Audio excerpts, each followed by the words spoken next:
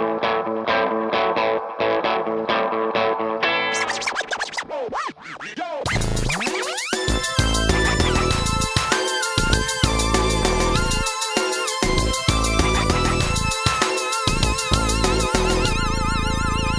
to How We Heard It, the podcast about music, pop culture, movies, and more, with your hosts Wayne Bledsoe and Chuck Campbell. This is Chuck Campbell with my co-host, Wayne Bledsoe. Wayne. This week we're doing breakup songs. Tell me about your research on breakup songs. Well, I've got a whole sheet of my favorite breakup songs. Me too.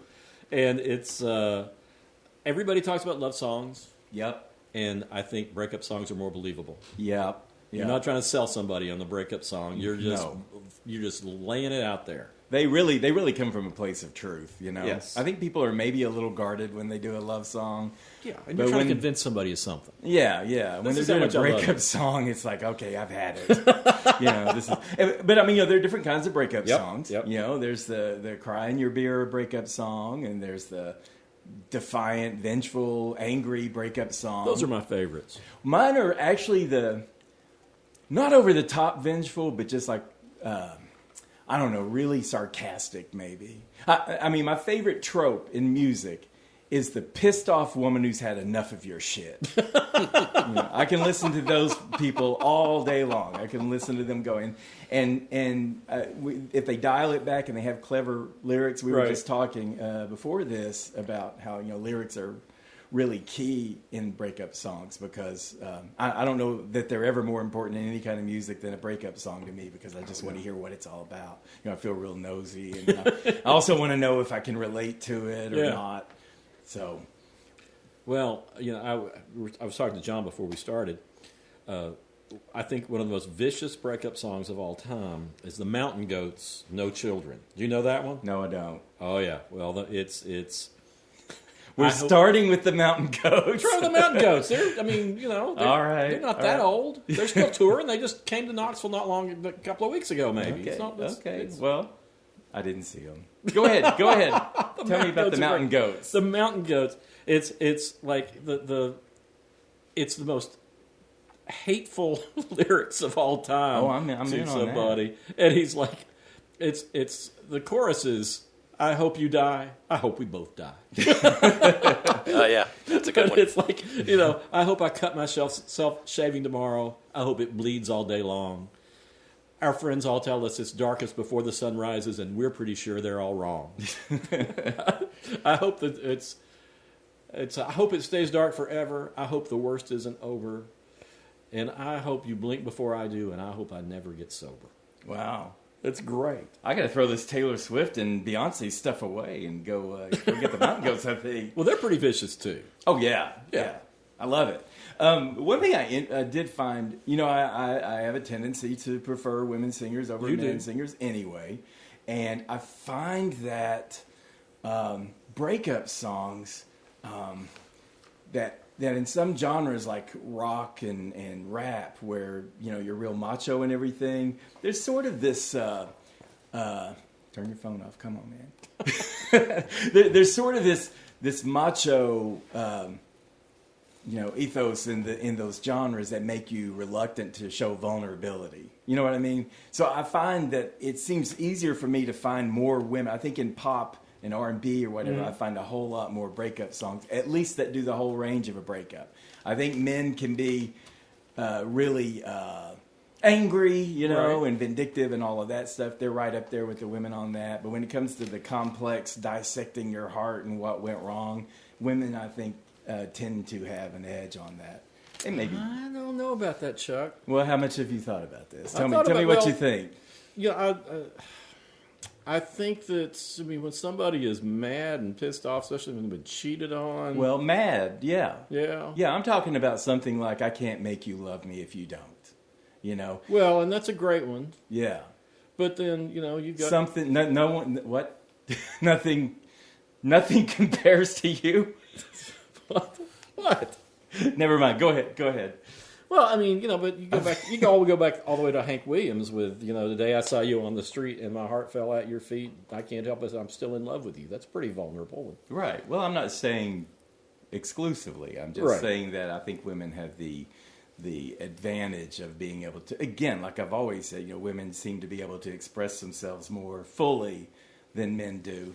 I don't but know. You can sit there and disagree. Let's go ahead. Yeah, I mean, I disagree with you on that to some extent. I mean, one of the filthiest and best breakup songs is Marianne Faithfull with "Why'd You Do It," which is absolutely, I couldn't quote a single line from that on this because we have the clean rating. Right. But it is the most sexually explicit. She goes into detail on why she is angry, and goes through, exactly what the guy cheating on her would have been. Right. In anatomical detail. Okay. And boy, oh boy, you wouldn't want to cross Marianne Faithfull. She doesn't mince words, really. No, she doesn't. But in this one, it's just like every time I listen to it, and there's a great live version on an album called Blazing Away. Every time I listen to it, I'm just like, oh, God Almighty, I'm glad I didn't break it with Marianne Faithfull.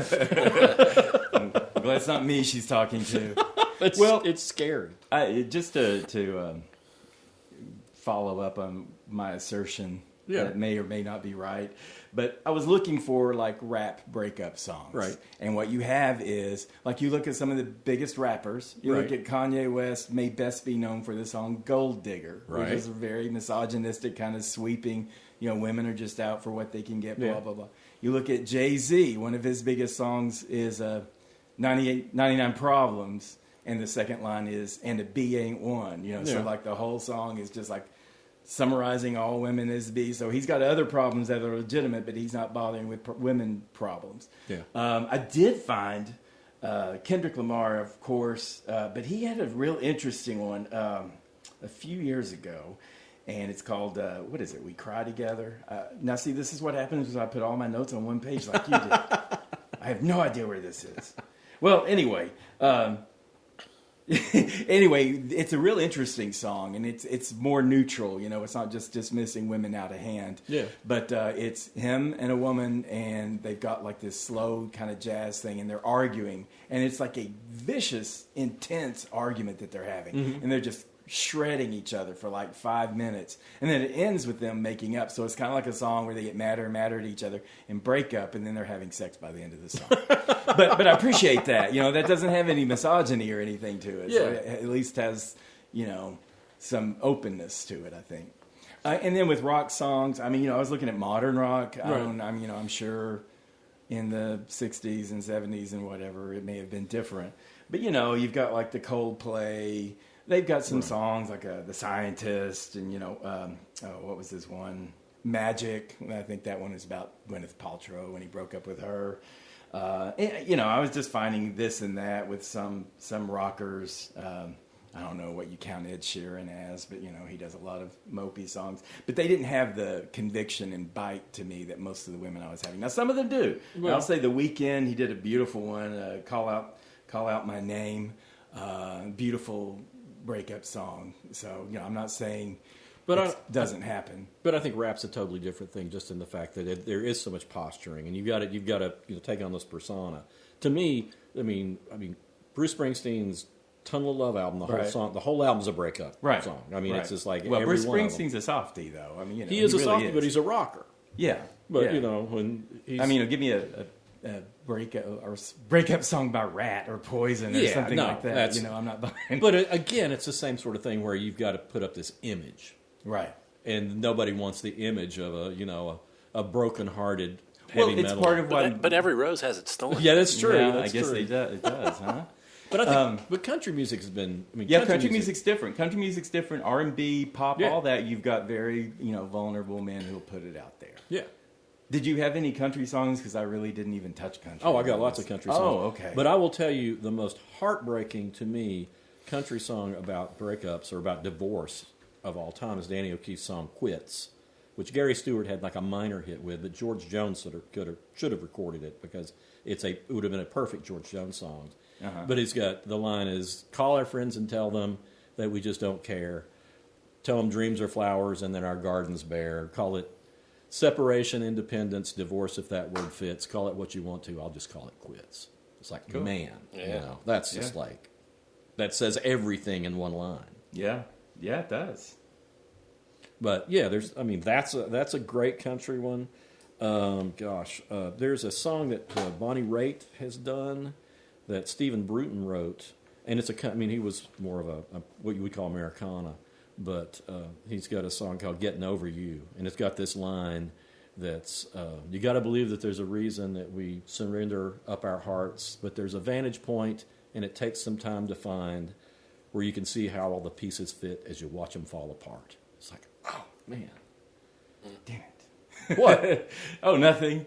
What are you saying? Damn it over. No, it's like I didn't write my lyrics down, and here you are reciting all these lyrics. But I'll get it. I've got a memo. I got this. Yeah, he's not reading that. No, I know he's not even reading it. I'm sitting here looking in this little jumble of little chicken scratch, and he's over there just calling off the top of his head. that's because I listen to this stuff in my car all the time. So. Oh, okay. Do you listen to? So we were talking about that too. Breakup songs, they hit different if you're in the middle of a breakup than they do if you're happily attached or happily single. Right. Are there songs that you would or wouldn't recommend to someone having a breakup? That I wouldn't recommend? And I know that it depends on the breakup. Every breakup is different, and one person or the other may be the jilted one or the one who's getting free. Well, I have to tell you, when I was doing the late night radio show, and I broke up with a woman, I always played my feelings on the radio. It's like whatever I was feeling, so I was playing like happy to be broke up songs. Yeah. Those are good. Loudon Wonder has a song called "So Damn Happy." Right. Which is like goes through all the things, I should be feeling all this grief, but what I really feel is just relief. Yeah. So anyway, I'm playing these songs. I played about 2 and a half hours of them maybe. I get a text or an email, I can't remember which it was, from my ex-girlfriend. Said, "Will you quit playing all these songs about how happy you are we broke up?" Said, mission accomplished. I said, "We broke up like 2-3 months ago. Why are you still listening to my radio show?" And she said, "Because you play really good music." Well, it sounds like it wasn't the worst breakup then. No, I mean it wasn't that bad. Right. But it was pretty funny because I was really happy that because it was so much stress. Right.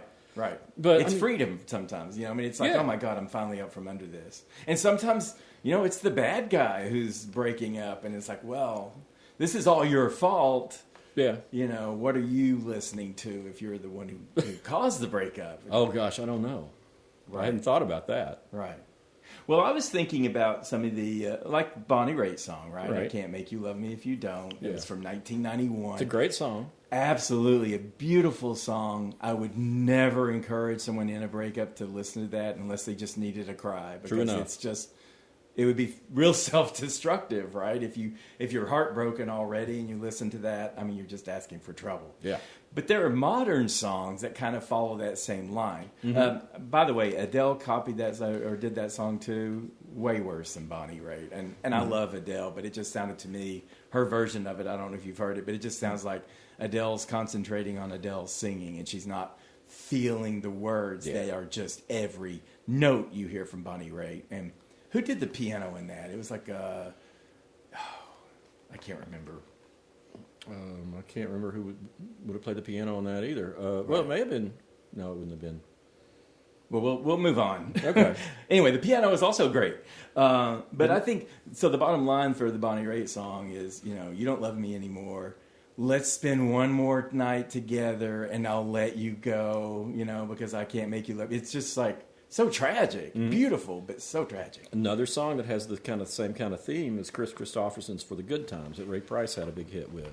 Okay. And that's the whole thing is like, we had this great run and, we're not going to be together, but, let's lay your head on my pillow, put your warm and tender body close to mine. But it's like the whole thing is like it's sad. Yeah. But they're gonna do it one last time for the good times. Yeah.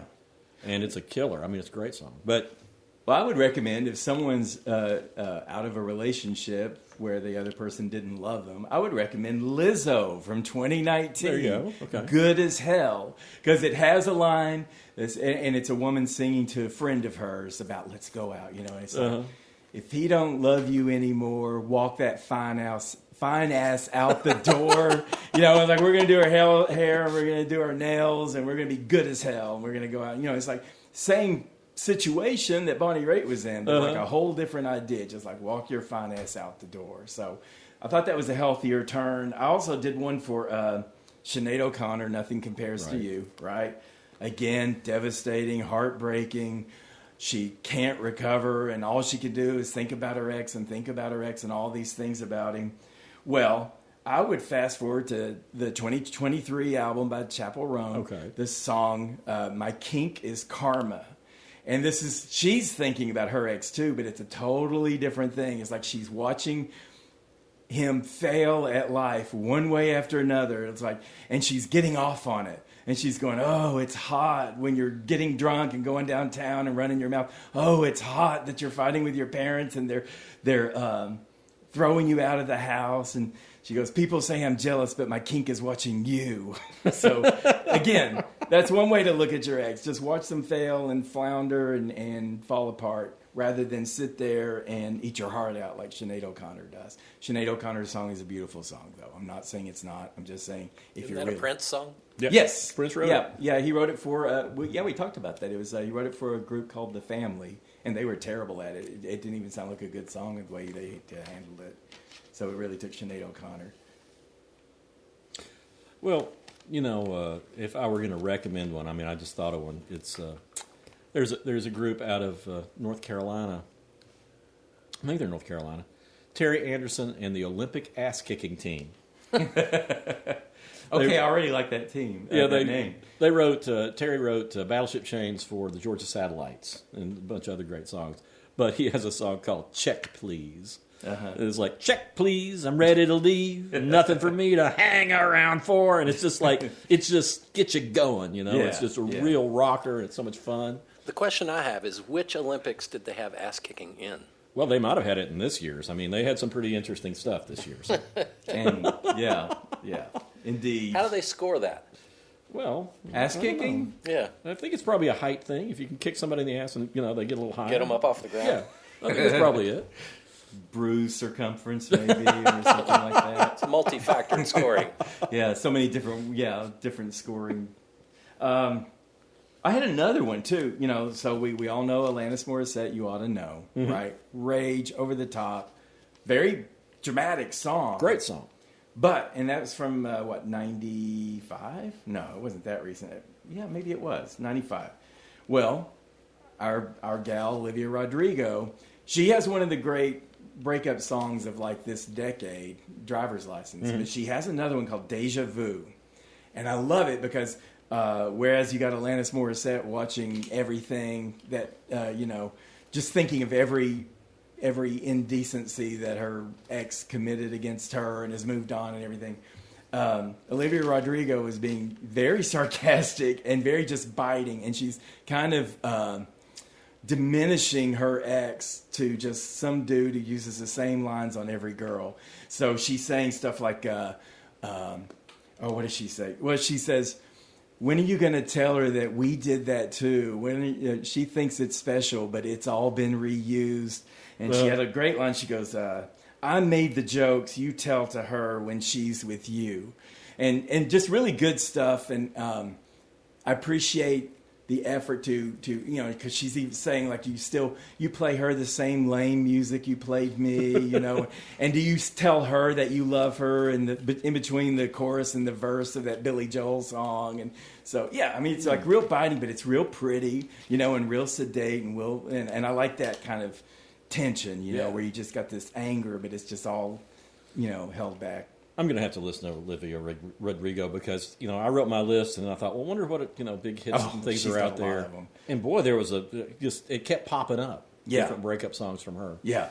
Yeah. But probably they would recommend Driver's License because it's that cry in your beer song, and it's a very gripping song. But she's got so much bite in her other songs that you don't have to do that. You don't have to do Driver's License. Well, it sounds like there's a fella, Matthew Ryan, who's on A&M Records, and he's been on independent things. He's I think he's still living in Nashville, but he has a song called "Guilty," which is basically it's a checklist of all the things when you break up with somebody and you're mad. Right. And it's like, man, it's scathing, and I've turned that up so many times so loud because it is just.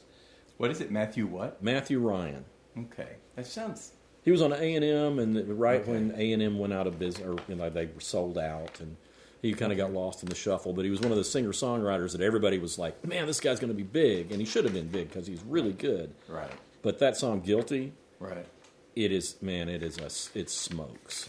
Right.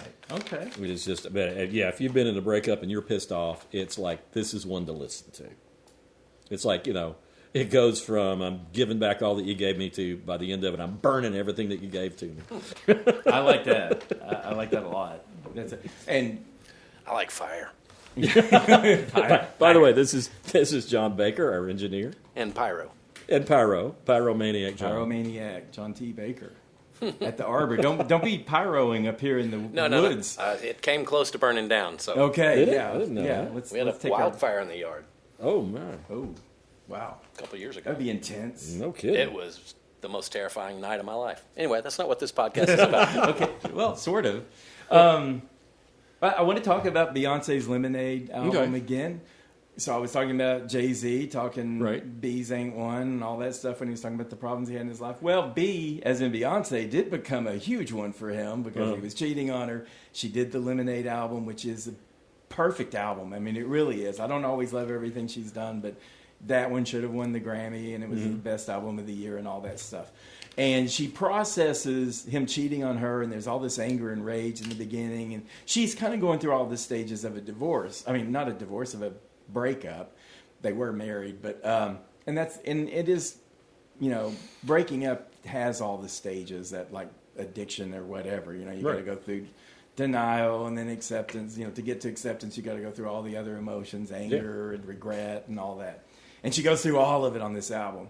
And one song she has is called "Sorry," and she's singing "Sorry," and then she comes in with the other voice that comes in, and she goes, "I ain't sorry, I ain't sorry," and she's talking to. She goes, "Middle fingers up, hold them hands high, wave them at your man, telling boy bye." And it's just like this really, and that's like the process of the breakup. She ends up, obviously, she's still with him. But if you've got a lot of rage you want to work through, I mean, Beyonce can knock down anyone. So I would recommend her. I like the angry ones. I like the smart-ass ones. There's a Magnetic Field song called "You Must Be Out of Your Mind."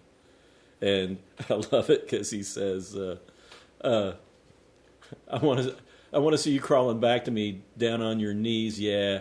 Like an appendectomy, sans anesthesia. Magnetic fields? Yeah. Oh, they're great. Yeah.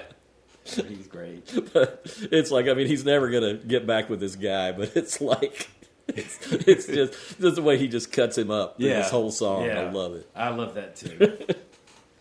All right, what else you got? Well, I'll Love It has quite a few great ones. My favorite two are "If I Were the Man That You Wanted, I Would Not Be the Man That I Am," which that's great. Willie That's a good Nelson, title. Yeah, Willie Nelson did a great cover of it. But the best one, I mean, the one that really put him on the map is "God Will," because the whole song he goes through this list of who keeps on believing you when you've been lying and go spending your night outs on the town and everything, and the chorus is "God does, but I don't. God will, but I won't, and that's the difference between God and me." But anyway, I think country music, and that was when he was more country. I think they nailed breakup songs way back when. What's going on in modern country? Are they doing that? Are you listening to any of it? I can't stand to listen to most of it Yeah. because it just sounds like, It's not even country. no.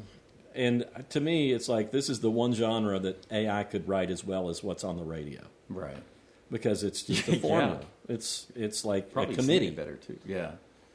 Yeah. I mean, I want to hear something real and raw, Right. and that's just not The there. alt country, again, I'll make exceptions Yeah. for them. There are a lot of really great people in the alt country. Yeah, what's being called Americana and alt country. Yeah. I mean, Sturgill Simpson and Jason Isbell. I mean, Jason can write some that'll just he's terrific. Yeah. But what I'm hearing out on country radio when it's on is kind of excruciating. I just don't get any real emotion. It just Right. all sounds like it's by committee. Right. I want, it's like these songs, I mean, and you go back to old pop songs. I mean, Backrack and David with Dionne Warwick, Walk Yeah, On By is Walk a On breakup By, song. yeah. It's a great Yeah. song. And you feel it. Yeah. Yeah, you do. Yeah, and I was trying to think, since you expect me to go as far back as I can possibly go. Well, I told you I was going to try to keep it in this century, just in case you lean toward before this century. Well, I kind of had. I mean, I didn't go back to the 19th century because when you go back too far, I mean, breakup songs are, the name for them is murder ballads. There are no breakup songs. It's like, yeah, you're not going to love me or go out with me, I'll kill you. Well, speaking of country, we got Sideways from country, Miley Cyrus. Yeah. It's interesting. She had the song Wrecking Ball kind of in her early adulthood, which was, I came in like a wrecking ball, which is, one kind of breakup song. But she pulled back, which is what I'm admiring about some of these other performers, with the song Flowers. And that was the one that was up for the Grammy this year. Right. And it's just, I can bring myself flowers. It's this, she's broken up and she realizes all the happiness that she was depending on, I guess, Liam Hemsworth, but that she can do all of that for herself, and she's much happier, just being with herself than with him. So it's that kind of not really mean, but just sort of biting, like, oh, wow, I didn't need you for any of my happiness, and actually I'm better off without you. And I love that voice. I mean, she's just really coming into her voice, too. Well, she's a good how singer. she sings. Yeah. But yeah, that's kind of my favorite of the breakup songs, other than the ones that are really pissed off, which I like a lot. But I got a pissed off one. Oh, okay, go for the pissed off one. Okay, it's a singer named Gail. I think she was 18 when she did this song. It came out in 2022. Uh-huh. Let me get this right. Okay, and she's using. You can either get the clean version where she says "f you," or you can get the dirty version where the "f" is the F word that she uses. Oh, okay. But it's like, F you and your mom and your sister and your car and your broke ass job and that shit you call art. F you and your friends that I'll never see again. Everybody but your dog, you can all F off. And it's like But your dog. That song. I gotta say that song. But your dog. That makes it. That makes it. Yeah. There's even a video where they're like breaking into his apartment and everything, and then they hug and love on his dog and everything, but then they destroy everything else. Well, what's that Lily Allen song? Smile. Yeah, Lily Allen, Smile. Yes, and that's like a.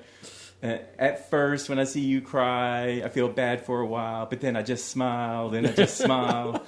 And she hires people to go in and tear up everything he has. Oh, that Gail song, before I forget, it's okay. Gail, Gayle, and it's ABCDEFU. That's a good And it's almost like a nursery rhyme when she's singing it, too. So, anyway, it's a great sing. That we're on the Lily Allen video when she's like going in there and she's putting scratches all over his vinyl albums. Yeah, they scratch up, and then he goes to the club and he's playing all of his songs, and she's giving him laxatives, and he runs in and they dumped all the records, I think, into his commode, so he like doesn't know where he can go, and It's awful. she hires him to beat him up, and pretty good stuff. Yeah. Well, on that note, there's the West Side Daredevils, which were a Knoxville band. But they probably have my favorite like kiss-off song called "You Can Have It All," which it's you said that you needed more time. Now you can have it all. But the chorus is "I will not f off and die as you wished." It's a great song.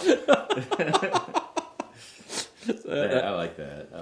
And Vin Folds has a ton of really angry breakup songs. He's been through a lot of relationships. But he's also got a really beautiful one, the one about don't change your plans for me. Yeah. When he's talking about, he's like, I love you, goodbye. Yeah. He's like, the leaves are changing back east, and that's where I need to be, and Yeah. I won't move to L.A. Right. Sorry. Right. Well, my favorite is "Give Judy My Notice," where I think that's been a lot of people. They give their all for somebody, and then finally realize, well, they don't really care about you. They're just taking advantage of you because you're there. Right. Right. And that's The a great users. one. Yeah. I mean, he's got the really angry one, the song for the Dumped, where it's like, "Give me my money back, you bitch." Yeah. But what "You Give Judy My Notice" is like, to me, that's one of those really. The thing that's special about it is you don't have a lot of songs written from just that perspective of, I've done all this stuff for you and I've just wasted my time. Right. But he's got a ton of them. It's all these people who go through relationships. Leonard Cohen has a ton of really nice breakup songs. Yeah. Yeah. You know. Oh, I mean, one of the ones that breaks my heart more than any is Dido's White Flag. I don't know that one. Do you know that one? No. It's from 2013. And basically, she's like, I know I did some things wrong and that you'll never be with me again, but I'll never give up on you. Oh.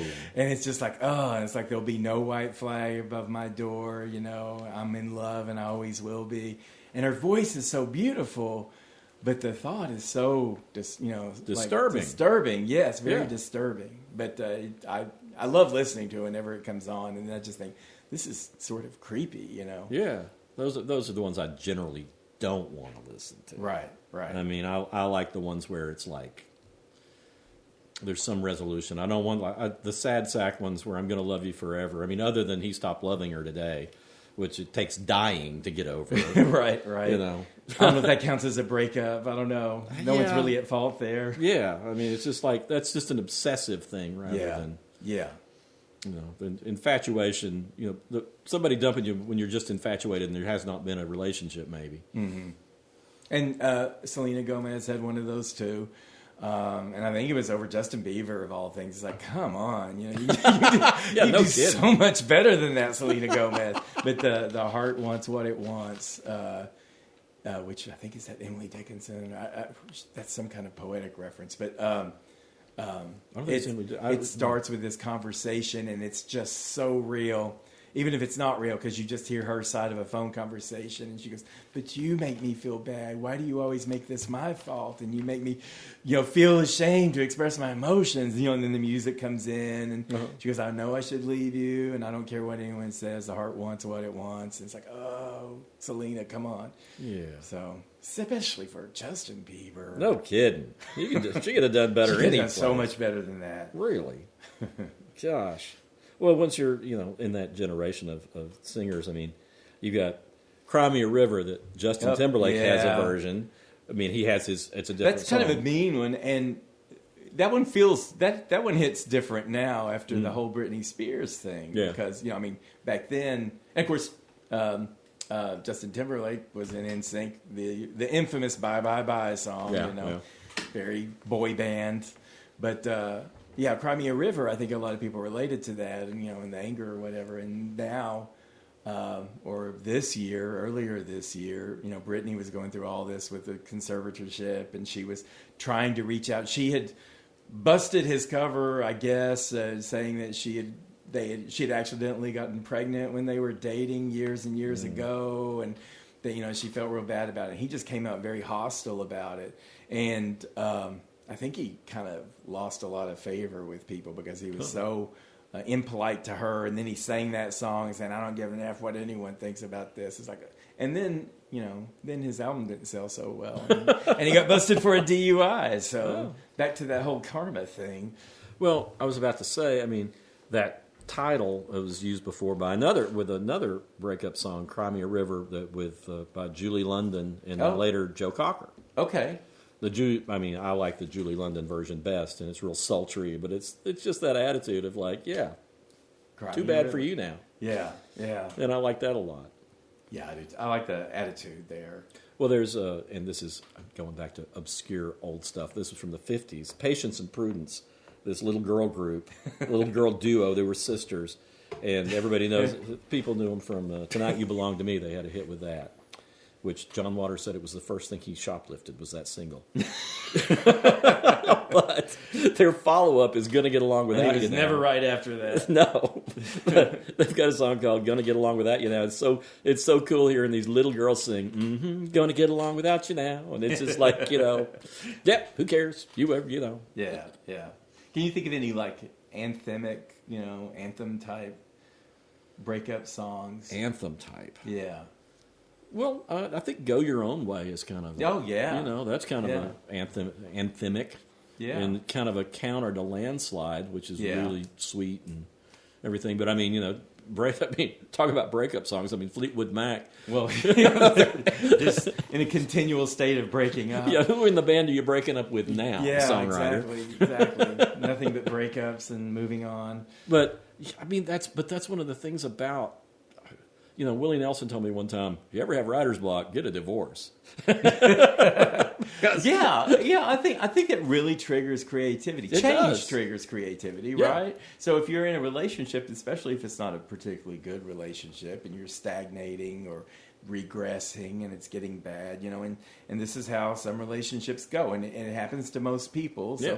but it feels so personal and just so like this is only happening to me, Right. Well, and that's what art's for. Yeah, that's what art's for, and it triggers creativity, to be in a new love and to fall out of love or to be broken up with or, to experience any kind of life-changing event. Yeah. So it's not surprising, I think, that so many breakup songs have so much imagination and truth to them. Yeah, and I think, it's kind of like what Willie was talking about. The dam really breaks. You've got to get this stuff out. You've got to say these things to somebody, and when they come out in your music, it's great. Yeah. What better thing to happen? When any tragedy happens, you've got to get it out. You've got to say something to somebody somehow. Right. And if you're an artist, I think that's terrific. That's just, it's like John just said. That's what art is. Well, I didn't come in with any list, but since we've been talking, I've come up with two different I told breakup you songs. would. All right. One is the Canadian folk singer Kathleen Edwards. Uh-huh. Oh, yeah. And she's got this beautiful angelic voice, but she writes the most brutal lyrics. There's one called In State, and she's talking about a boyfriend who she knows he's a criminal, and he's always trying to find the next job that he can. And she's just basically saying, I know where the cops hang out, and I know where you're going to be found. Maybe 20 years in state will change your mind. It's like state penitentiary. I love that.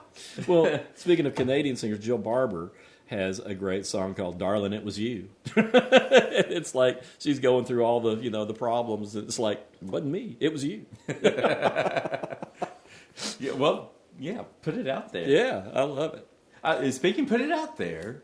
Now, there are some songs that I found that aren't really breakup songs, but they're kind of like, I love Lady Gaga's Bad Romance. I think that's like her best song. And the whole thing is she wants the terrible romance. She wants your disease. She wants your heartache. She wants all of it. And so she's kind of admitting up front that she's just thriving and she's looking for a bad relationship, which is kind of putting it out there. Some people do that.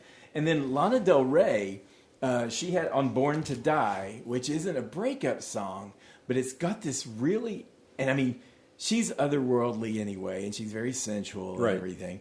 But Born to Die is kind of this, she's just kind of saying, we're probably going to break up here. And she has this line that says, don't make me sad, don't make me cry. Sometimes love is not enough, I don't know why. And she's just like saying, on the forehead, okay, we're going to go do drugs and we're going to have sex and it's going to be great for a while. But, if we break up, that's just how it goes and love's just not enough. And it's just in that kind of trancing, sort of mesmerizing way that she sings it and all. It's sort of like, let's go die. So anyway. What? She never disappoints. No, extreme. So basically, if you want to see the lyrics to anything, you dig into hers and you go in all kinds of loops with that one. Well, there's a song by the Crash Test Dummies called "I Think I'll Disappear Now," which is wonderful because it compares seeing his ex to the smelling tequila in the first thing in the morning. Trying not to throw up. It's like, that's the Crash Test Dummies. The Crash Test Dummies. What was the song called? It's called "I Think I'll Disappear Now." Okay, they had more songs than just that one hit. I remember liking them back in the day. They had two. On that album, they had two hits. It was, of course, and "Afternoons and Coffee Spoons," which is about that old, getting older. Yeah. But that's on that same album, and it's a great breakup song because it's like, that feeling of when you see an ex and you really did not want to see the ex, just like what happens in your body reacts. It's like, no. Right. But I love, because especially after you've been drinking and you get up and you smell liquor at first thing in the morning, you do. That can make you puke. That's not waffles there. Yeah, and another person who was like the king. There's not a whole lot of people vocal jazz. There's not a whole lot of these emotional lyrics, but Mose Allison was like the king of the sarcastic writers. And he's got a song called "Meet Me at No Special Place and I'll Be There at No Particular Time." It's just like telling this woman, yeah, we'll get together. Never. I mean, right. A little bit like, Taylor Swift now. Right. Well, Taylor Swift. Oh my God. I mean, we haven't even brushed on that. Right. It's just like a lot of breakup songs. Oh yeah, I love it. That's very creative, inspiring for her when she's broken up. Now that she seems to be in a relationship where everything's going really well, I worry about her art just a little bit. Well, she was in that last relationship, I think, for like 6 years, and people, they're remembering before that when she was in her 20s, and she was kind of dating someone, which, I mean, that's what people in their 20s do sometimes. Yeah. And then she was in this long relationship, and she was still able to dig up those old, busted ones and go over them again. Good for her. Yeah. What is it? She has a Karma song, and that had Ice Spice on it. Let's see, what was it? What is it she says? Karma is my cat purring in my lap because he loves me. Like, she goes through all these lines, like, I keep my side of the street clean, and you're over there running your mouth and making a fool of yourself. And it's just got that kind of smug, I'm happy, how are you kind of tone to it. But she's had, so many other, what's the one you were talking about? We are never, ever, ever going to get back together. Yeah. I think it's a great song. Yeah. I just have, like I said, I have such a fondness for breakup songs because I think they're real. And Taylor Swift sure puts out a lot of music. Yeah. But, the breakup songs, I believe. Yeah. She's a thinker and she's a poet, and all that stuff. But she can spin around on a dime and cut someone to shreds if she has to. Yeah, and I think that is so many love songs are just the same. It's nearly love songs are hard. They're hard to write. They're hard to be convincing on. Yeah, it's almost like religious dogma. It's like you're going to say these things. Right. These all have to be in this song. Yeah. Check off the boxes. So you have to be extra creative to write a great new love song. Yeah. It's also hard to write songs about being happy. Yeah. Yeah, we need to do same kind of idea. Yeah. It's like, how do you write that? Well, John Hyatt said, I asked him why there weren't more happy songs, and he said, who the hell wants to write a song when you're happy? You got things to do. You got to go do happy things. You just want to be happy. Yeah, that's a good point. Yeah. I was thinking of some, the ones that turn into chants, like Kelly Clarkson's Stronger, what doesn't kill you makes you stronger, and Demi Lovato, the I really don't care, It's like you can do this and you can do that, and she goes, I really don't care. Okay. I have one more. Okay. It's by the North Carolina band, the DBs. Yeah. And the song is Amplifier. And the girl broke up and got into his apartment and took everything. Uh-huh. And the lyric is, she took his car, she took his bike, she took everything she thought he liked. What she couldn't take, she found a way to break. But she left his amplifier. Oh, wow. And every time he says that line, he left his amplifier, there's a little guitar riff. It's a great song. DB's wrote some really, really catchy stuff, and they're touring right now. Are they? Yeah. I didn't know they were back together. They are. There's a Carrie Underwood song. Do you know Before He Cheats? Yeah. Isn't that where she goes on a preemptive strike? Yeah, I can't remember the lyrics on that one, but yeah, she's proactive. Yeah, she's got a little of that, I don't know, smile Lily Allen in her or something. Yeah, has there ever been a breakup song that's been too mean for you? No. Me neither. Could there be? What?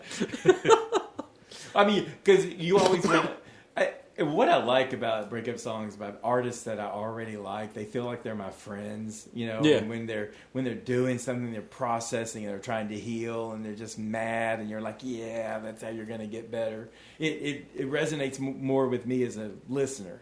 And when they're in love with someone, it's like, okay, there's that cautious, well, is this going to be a breakup song on your next album? Or where's this going? But I love that connection. You can connect with them in a way that maybe you don't in some of the other themes. Well, I think that's like with, Bob Dylan.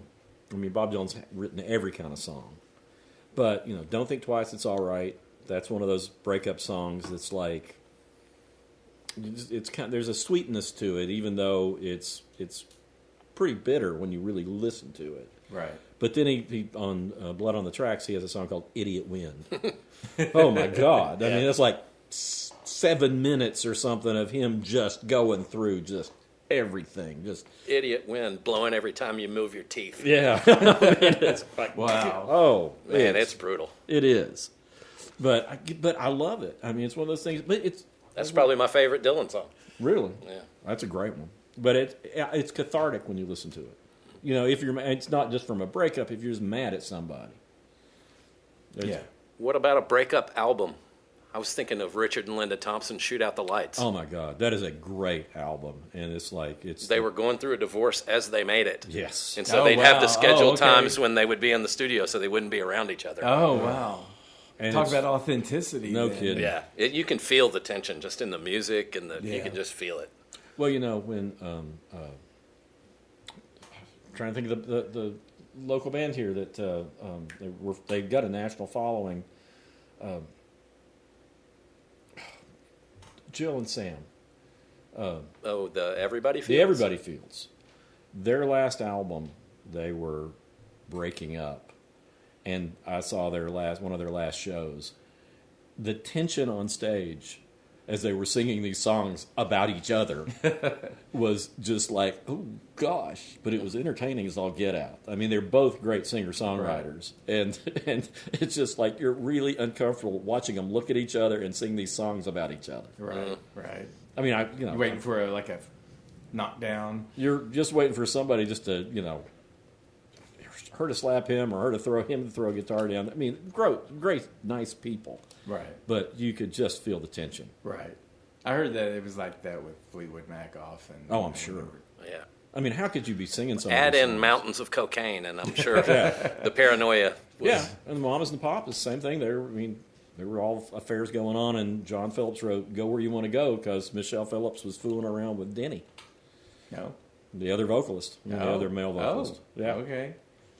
There was one song, I really liked it. It was really late 90s, so I'm going way, way back here. Oh, way back way on my back. list. But it's a group called DAG, and they didn't really hit somehow, but they were kind of like this later day kind of Prince sound and real upbeat. But they had this song called "Our Love Would Be Much Better If I Gave a Damn About You." Oh, my. Oh, wow. And it's just, but it was like real upbeat. It's "Our love would be much better if I gave a damn." So I don't know. It's just funny. All the background singers are all going "gave a damn." So, but again, it's done with enough humor. That it's not too vicious. So, Well, I'm thinking of a Little Feat song. I think it's called "On the Way Down." The same people you mistreat on the way up, you might need them on the way back down. yeah. I don't know. Seems like a breakup song. Sounds like, even though it wasn't a romantic breakup, Lennon and McCartney were writing songs about each other. Sure. Their breakup. a friendship breakup can be even more traumatic Yeah. than a relationship breakup. Yes, it can. But you listen to Lennon's "How Do You Sleep," and it's like, boy, this is The sound you make is music to my ears. yeah. And he hated Paul's song "Just Another Day," and he puts that in there too. Another day. Or no, it was yesterday. The only thing you ever done was yesterday. But yeah, he puts them both in that same line. The only thing you ever done was yesterday, and since you've gone, it's just another day. And Yeah. Interesting. So he loved yesterday and hated another day. What was their problem? It all came down to management and money. I mean, it was a big fight because Paul wanted his wife Linda's father to be their manager or their representative. Okay. And they wanted Alan Klein. And Alan Klein was Alan Klein. He was... Wasn't he the Stones manager? Yeah. And he was just a shark. Yeah, he was a total shark. And, man, if you've ever had to... I mean, there's a reason you don't see music by the Animals and the Rolling Stones and different people in like movies and things because that company was so hard to deal with. Abco. Yeah. Interesting. But yeah, that's where it all. That's the big thing that it came from. It was money and management. But yeah, those kind of songs are great too. I mean, some reason it makes me sadder when it's like band members breaking up and writing nasty songs about each other, Right. than it does romantic relationships. Right. Well, yeah, I mean, the romantic relationships you get.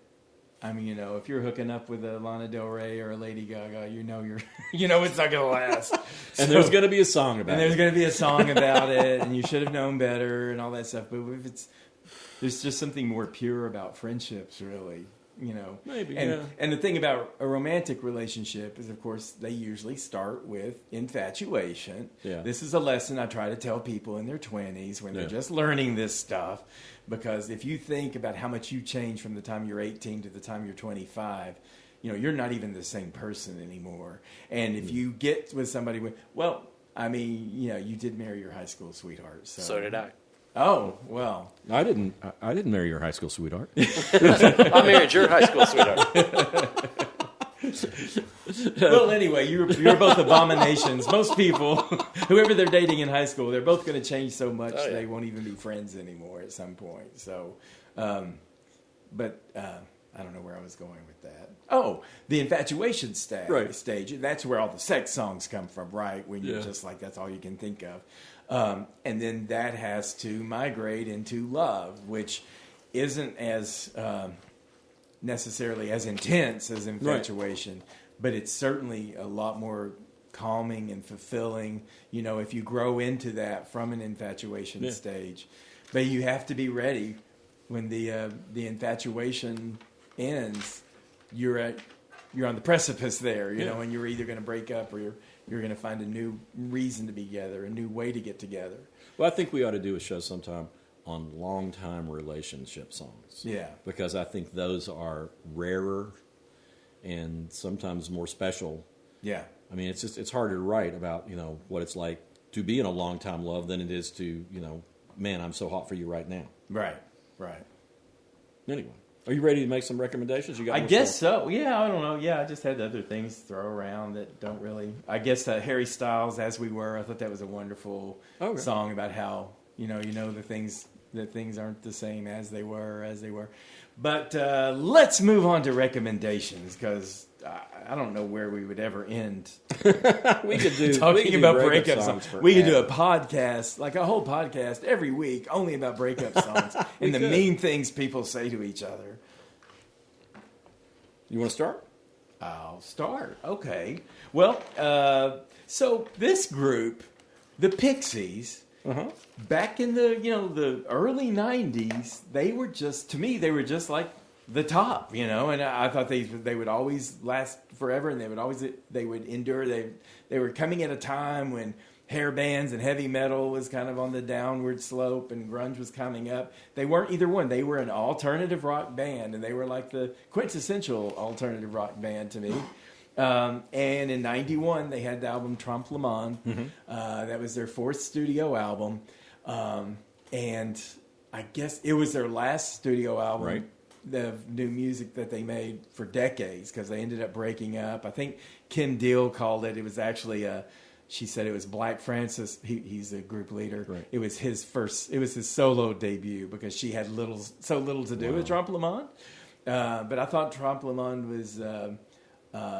which is French for "fool the world." Right. I thought it was just genius and fun and rocking. They had the UMass song, which is just, it's educational, just like all through the rock and everything.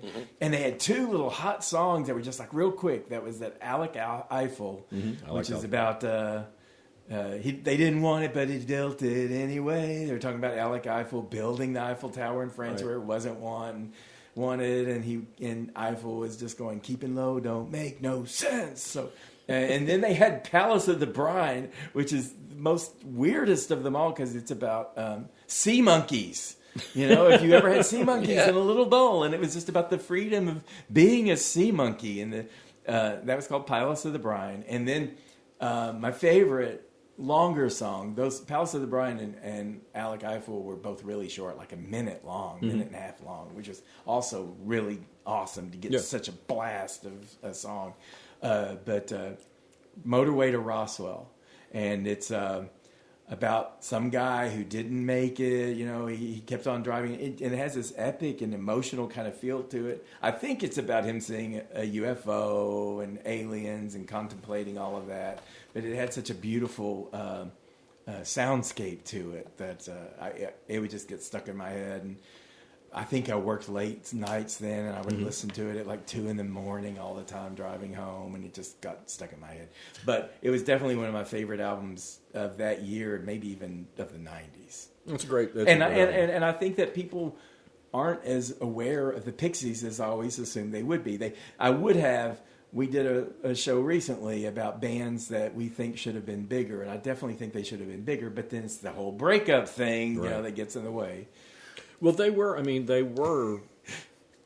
a very big band, I think, At the time. They were huge at the time. Yeah. I just thought that would carry on forever, like the Beatles and everything, but I don't think a lot of young people know them at all.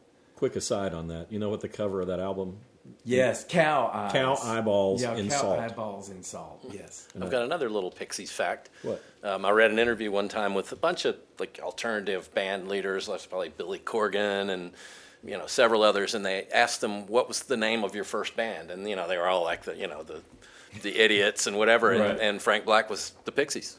It's the first band he was ever in. Oh wow. Yeah. Yeah, I interviewed him one time. He was a good interview. Yeah. But I'll tell you, the last time I saw him, it was the most boring concert. Really? I Because saw a reunion of them at They a had a festival, and it reunion. was just looked like, just write me the check and I'll play the song. That Well, is I mean, he ex- went off to a great solo career. Of course, Kim Deal went off to be in the Breeders, Breeders, yeah. and then when they, then they're Some of those Frank middle-aged Black and- solo albums are great. Yeah. But you paid a lot of money to go see the Pixies when Right. they got back together, Right. and you could just tell just what John was saying. That's the way I felt. Is like, no, They're you just guys, cashing in. yep, Yeah, this is they just a didn't have paycheck. chemistry. They didn't have the artistic drive. It Didn't was look just like they cashing wanted to be in. there. He didn't Yeah. anyway. I Yeah. think the others might have wanted to be there, but he looked like Well, so he bored. had an established solo. I guess Kim Deal had Yeah, Yeah. had a thing too, but he had an established solo career, but I mean, he wasn't selling a whole lot. no. No. I mean, it's It was it's good great stuff. music. Yeah, I remember giving a good review. He Yeah. flipped his name too, right? It was Francis Frank- Black. Frank Black is what he went Frank. by. Okay. And then Black Francis for a while. Okay. Black Francis is what it started out with. Oh, it was? And then it was Frank Black, and his real name is something that's not It's even something related. completely unrelated. Yeah. But that's an excellent album if you want to know what alt rock in '91 with a whole future of potential art rock would be like. That was an album that I thought was going to change the landscape of music, and instead it was.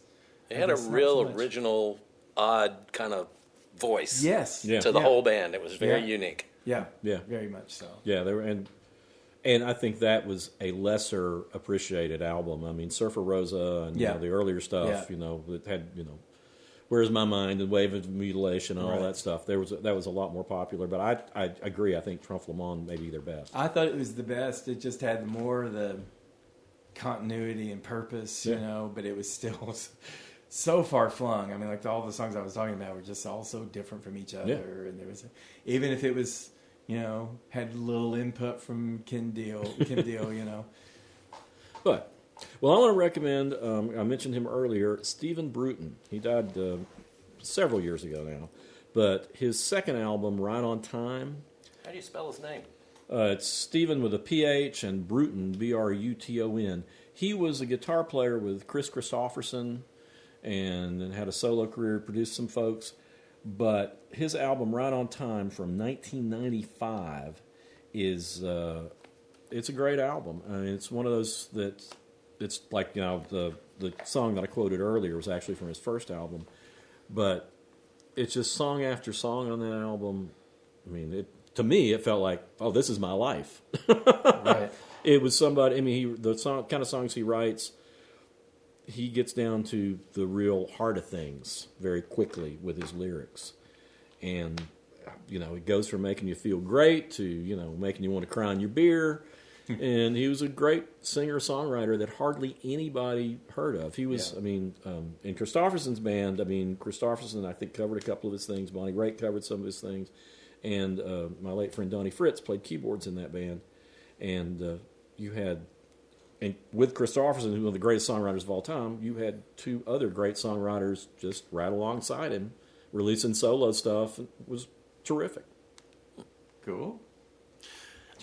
This past week, I've been listening to a guy named Roger Joseph Manning Jr. He was a founding member of the sort of classic power pop band Jellyfish. Oh, yeah, I love Jellyfish. And his first solo record after Jellyfish broke up is called The Land of Pure Imagination. Oh. And it's just the most amazing. He's got a lot of Queen to him. Mm-hmm. He does all these multiple stacked vocal harmonies, and there is no pop production trick that he won't try. Huh. Oh, cool. It's immaculately produced. He's put out 3 or 4 albums. They're all great. Okay. It's rock's pretty hard, but it's also just like glorious harmonies. It's very pop. Worth a listen. Well, I thought Jellyfish, the Belly Button album, was just terrific. I want to stay Spilt home. Milk is also fantastic. So. Great stuff. All right. I'm going to flip this over to how we saw it, our visual component of our podcast here. And my recommendation is, so I really like everything I see Aubrey Plaza in. Mm-hmm. Yeah, me too. And I mean, I think she's like, Parks and Rec, of course.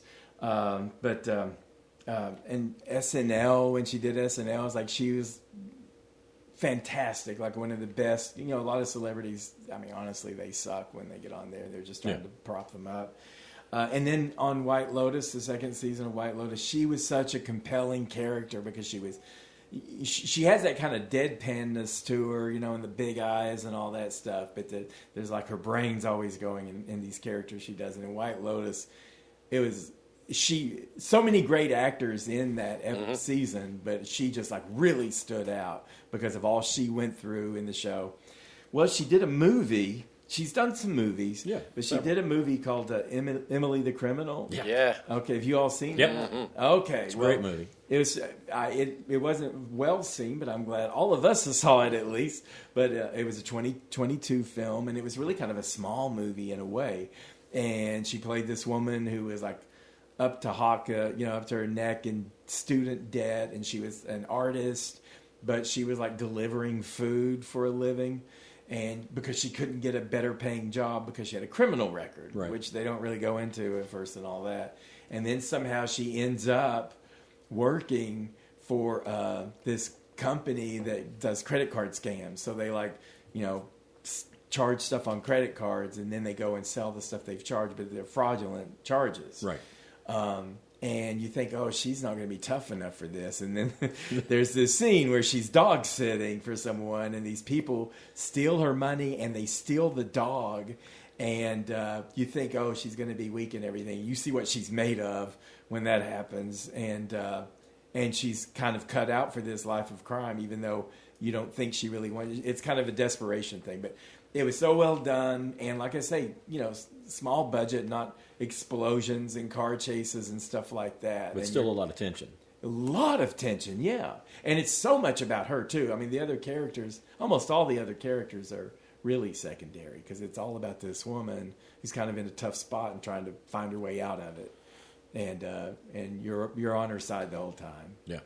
So, I like her anyway, but I love the fact that you're rooting for her. Yeah. Even though she's stealing everything, she is a criminal. She has a conscience. You know, she's not just blindly, whatever I got to do, And like I say, it's she has a lot of fans from stuff she's done on TV and whatnot. But I think a lot of people, because it was such a small movie and it just made like kind of the art house rounds. Yeah.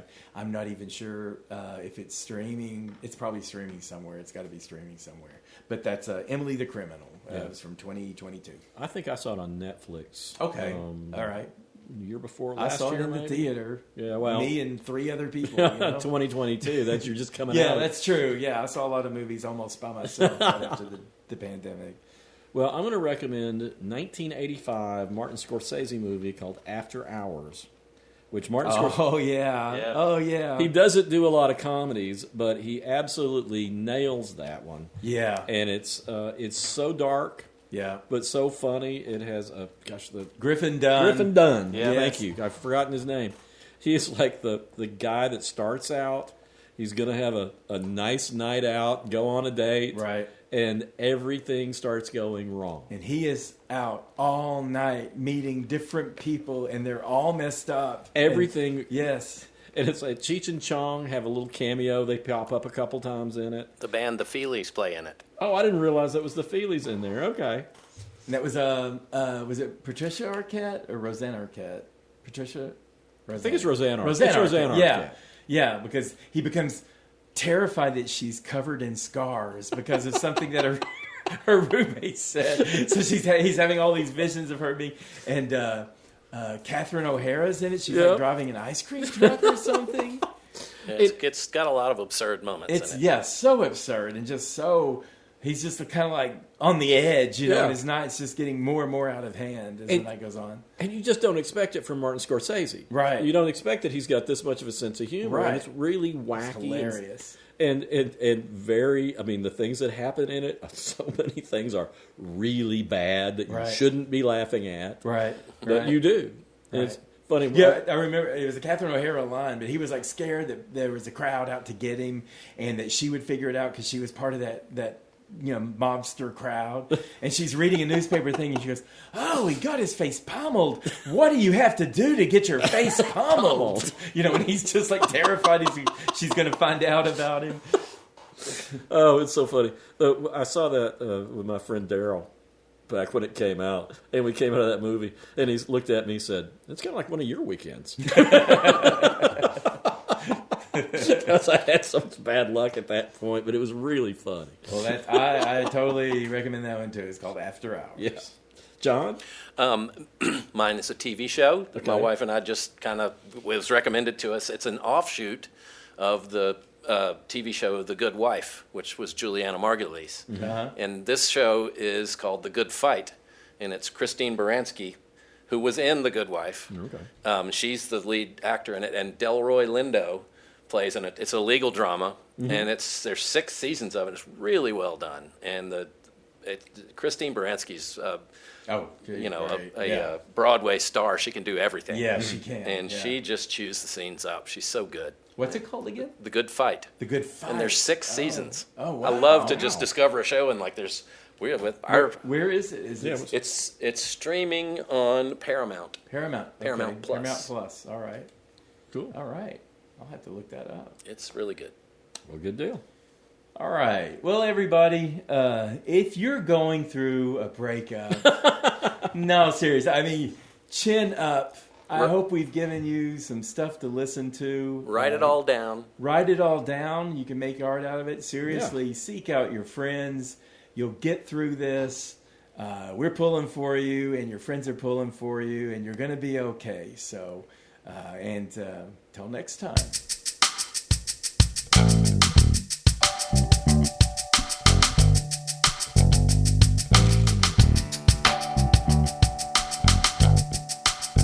You've been listening to How We Heard It with Chuck Campbell and Wayne Bledsoe, a podcast about music, art, culture, movies, whatever they want to talk about.